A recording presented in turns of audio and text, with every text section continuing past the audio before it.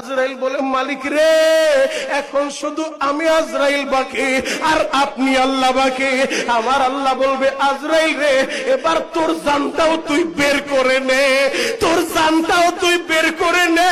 ও যুবক ভাইরা রে, এই কথাটা বলার সাথে সাথে মালাকুল মউত আজরাইল একটা চিৎকার মাইরা বলবে, ও দয়ার আল্লাহ,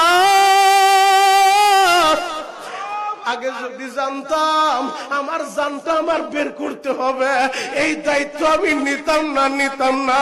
জান বের করা, আহারে যাদের সামনে আজরাইল দাঁড়ায় যায় তারা জানে গো বাবা মৃত্যুর যন্ত্রণা কত কঠিন।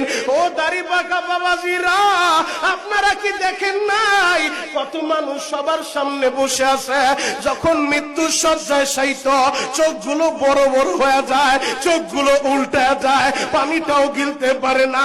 আজরাইল রে দেখলে আর রূহটা বের হইতে চায় না। মৃত্যুর যন্ত্রণা যে কত কঠিন গো বাবা।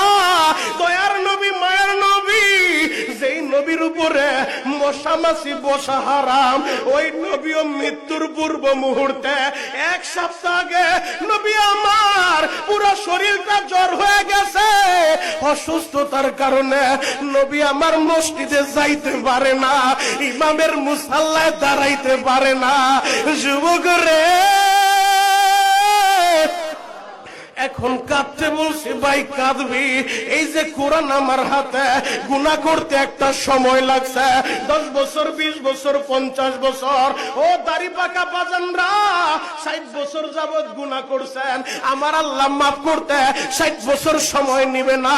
যদি চোখের গরম পানি দিয়া আল্লাহরে বুঝা বলতে পারেন, আল্লাহ আমি পাপী অপরাধী,